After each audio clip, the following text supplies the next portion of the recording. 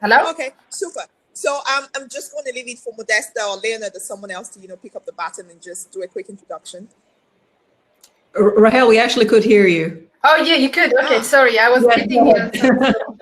Okay, my name is Rahel. I am technology. Okay, please go on. Yes, I am born and grown up in Ethiopia, but I live in the Netherlands for the last 20-something years.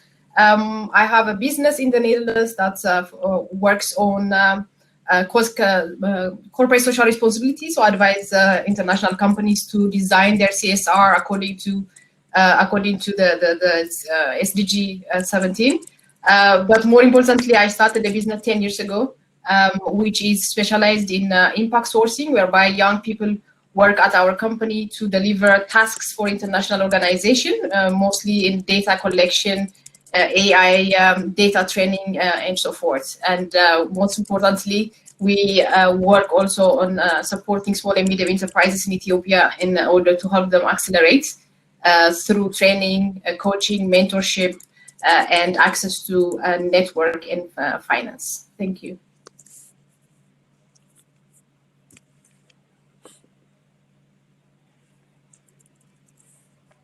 Modesta, do you want to speak about what you do? Thank you, Leonard.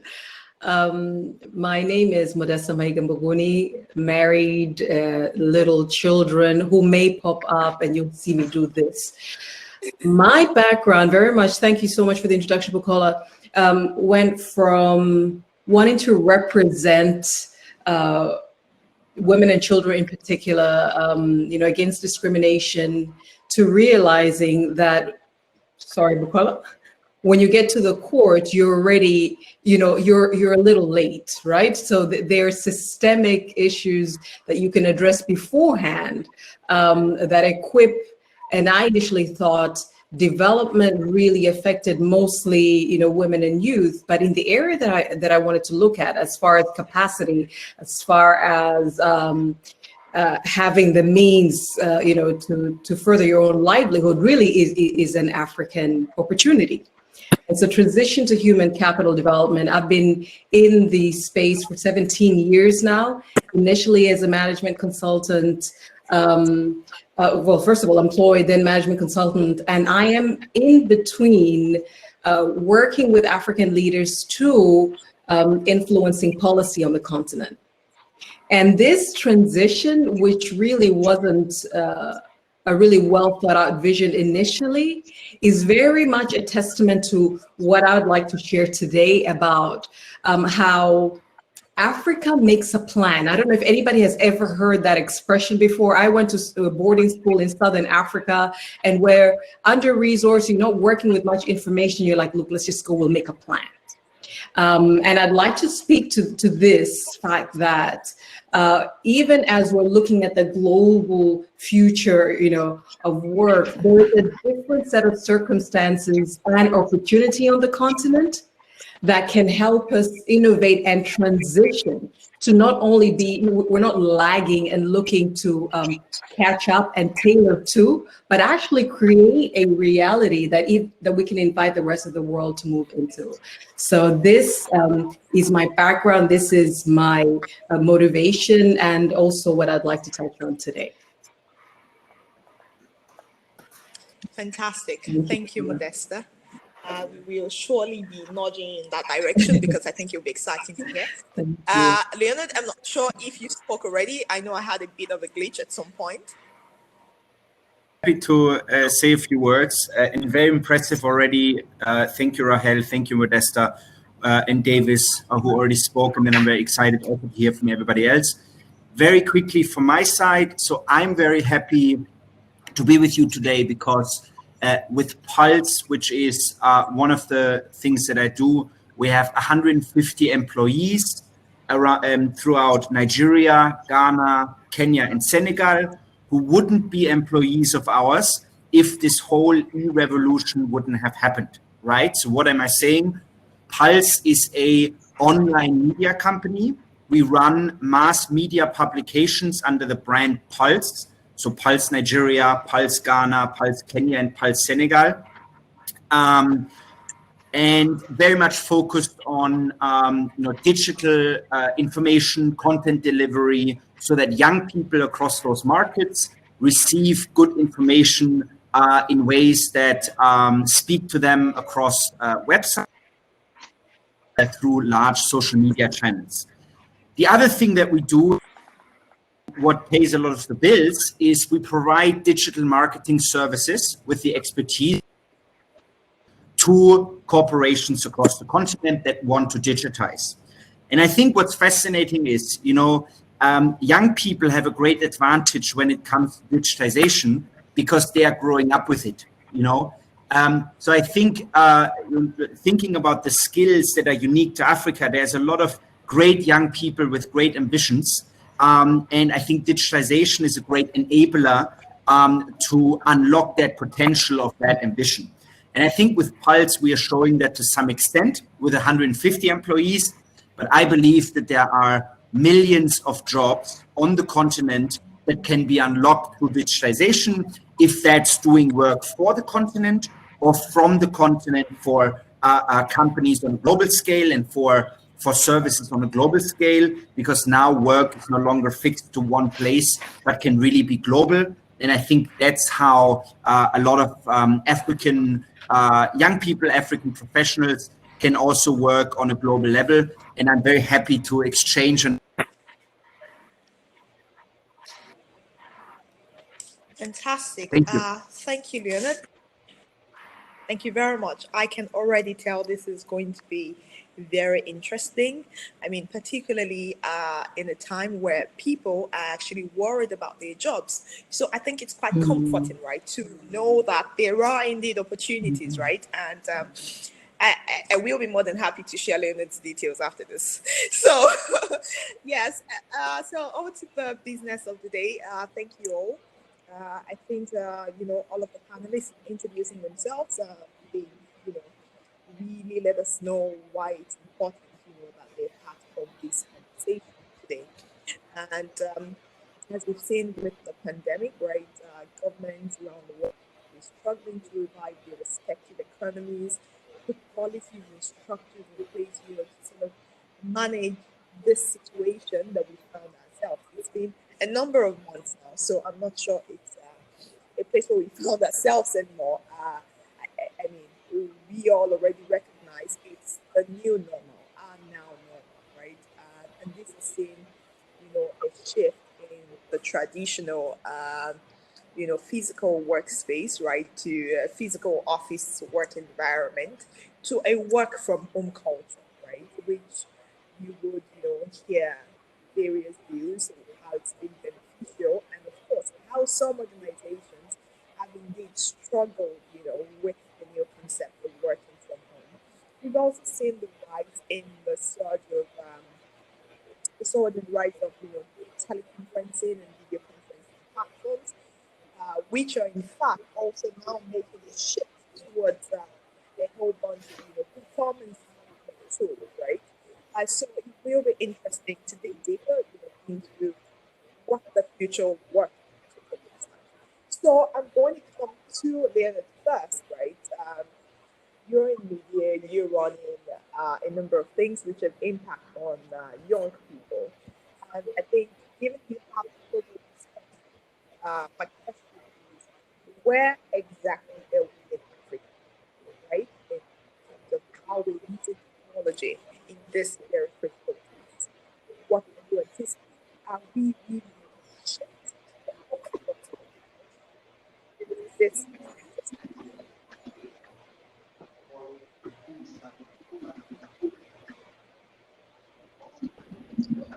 Bukola, please could you take the question again? Because your audio was a bit muddled up while you were taking the question.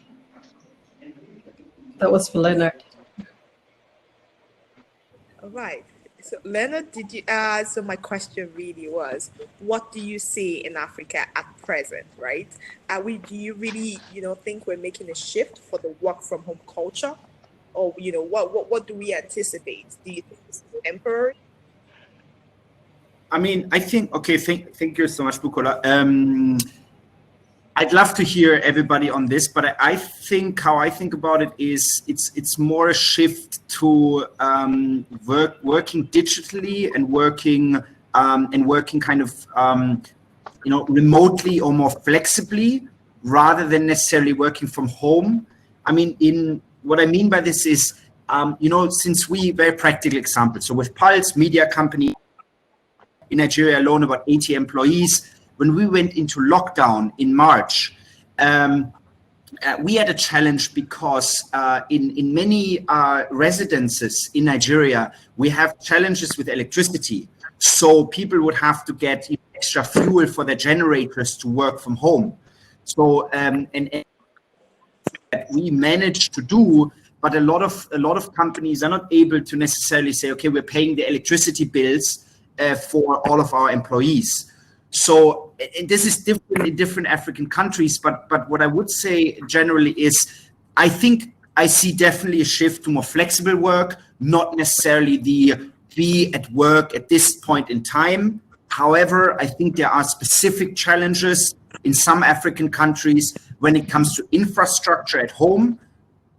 Internet is another thing, I think, to be named. These are not as cheap as in other places around the world, where I think a physical space makes some sense, or at least some place to work out of that can also be kind of flexible cafes or workplaces to work from. What I definitely have seen is less importance of being all at the same time at one place. But I see the great potential actually in unlocking more people working remotely that might not be able to come to the office as much because the traffic is too much or the distance is too long, or even what I said in the introduction, working for international companies and then actually earning so much greater of an income that they can actually finance any kind of setup that they want to have. So I see a shift. Into digital work, but I don't think that's necessarily the same as in Europe or the US or maybe other parts of the world where it is, okay, now I work from home in my living room. I think the setups are a little bit different across Africa in my experience, where it's then more flexible, maybe working from different places rather than just from one physical office. That's my view on it. Happy to hear. Davis, what do you think? He's talked about Nigeria, and you're Nigerian, so tell us about It's that. interesting. It's an interesting conversation, and I really like the perspective that Leonard has approached the conversation from. Yeah. But I'd like to approach the conversation from another dimension, if I may. So first of all, whilst it is true, Leonard, that that shift has happened, and I agree with you that it's more of a shift towards flexible working, remote working, digital activity and things of that nature. I would argue that shift has been forced by COVID. It wasn't a thing that happened as a result of conscious planning or a deliberate shift of the thinking in the ecosystem and the local economies in Nigeria and Africa and other areas.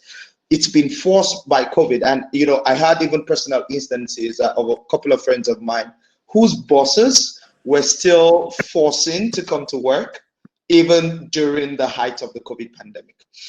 And that leads to a thought that I'd like to share, because if we're talking about a shift, especially in a conversation about the future of work on the continent of Africa, we're not just talking about the future for a certain organization, it's for the continent of Africa.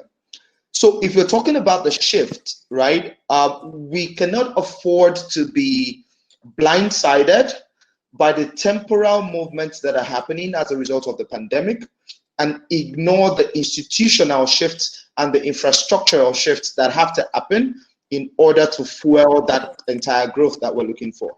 In order to fuel that transition that we're looking for, there needs to be institutional shift in terms of policies and things of that nature, corporate culture and things of that nature, infrastructure in terms of internet and things of that nature, because generally speaking, we still lag behind in terms of bandwidth quality and quite a number of those things. However, what we're seeing today that represents the shift is driven by the people themselves, the young people themselves. However, even with that, I would roughly estimate that what we're seeing is from the 15% that is, upwardly mobile and digitally active. There is roughly 85% of young Africans that live and survive 100% on the real economy and are not really they're not really moved by all this that's happening right now.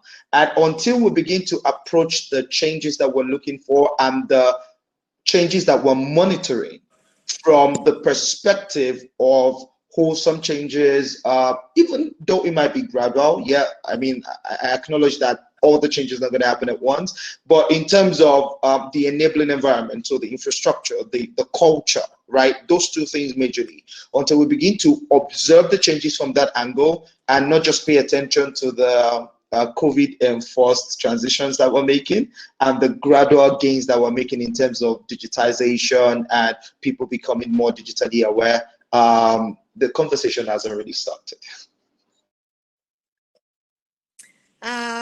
Davis, I think you took a lot of it right out of my mouth. I'd planned to ask if we had enough bandwidth to cope, right?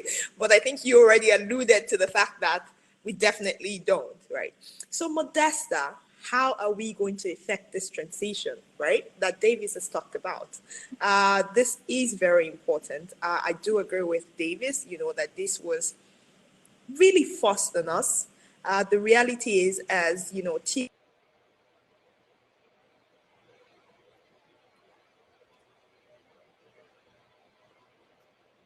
I am going to answer that question because she did actually lead with a question. And I'm waiting for her to get back. And I'd like to say, there's a time that I served on the Human Development Innovation Fund Independent Grants Committee. It's a £30 million fund. It's a DFID fund that really was created to stoke innovation among small businesses, youth, etc. And it was in the areas of health, education, sanitation, hygiene. And the model was for, and innovation was defined as anything new to Tanzania, where I come from, or new to the world, right?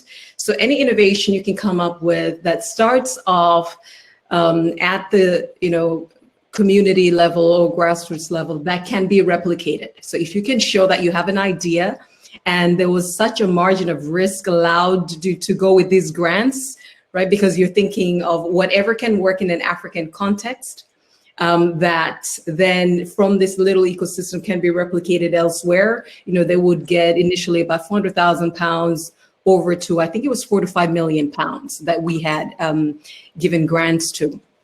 And this is the reason I'm giving this background, is to say there is, first of all, when we speak of Africa and we speak of the future of work in Africa, we're not even speaking, as Davis said, to the same demographic. We're not speaking to the same, and forget it, I know you zeroed in on youth, but we're not even just speaking of the youth, right? And so we must understand that there's a wide profile of demographics, and even with each, if we were to just get youth, that is different.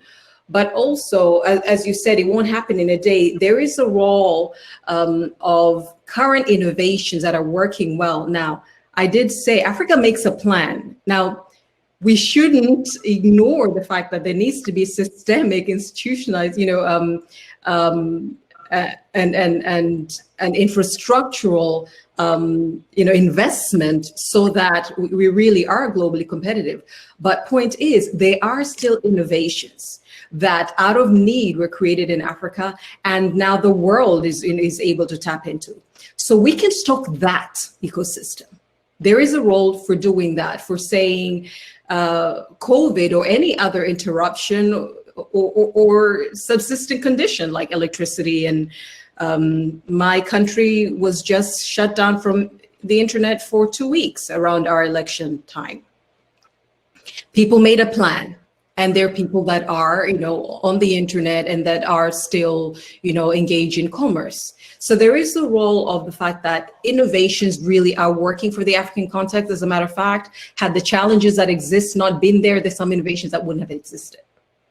But then now, there's still this role to elevate the conversation, at a policy level, so that we have the infrastructure and platforms to support that. I truly believe that the market will determine how the future of work plays out on the continent of Africa. And I mean the market in Africa. Then thereafter, we cannot ignore the fact that we're now in the era of the African free trade continental agreement, right? Which brings another layer of facilitation and integration to transform the future of work on the continent. So we can't speak to just the one area and what it would take. We can leverage current innovations on the ground, look at how to institutionalize, look at how to build infrastructure so they can thrive, and then look at the role of partnerships and the building of platforms and integration to really be able not to catch up, not to tailor to, but to create what the future of Africa can look for. And that is still different for each of the different demographic and the economic subsectors. And maybe that's not answering your question, Bukola, but it's certainly showing there is, I believe there is already a lot that's been done that we can harness, and we get to choose Africa because of its set of circumstances. Africa gets to choose what the future of work looks like in a way that developed countries, OECD countries cannot, because of how digitalized and how dependent on the digital economy and digital technology it is. Thank you very much for that, Modesta. And Rahel, if I may ask you, what are your thoughts, right, on the role of education, in this whole mix, in this whole transition? How do you see, it preparing future employees in order to adapt, to all of this change? Yeah. Yes, thank you.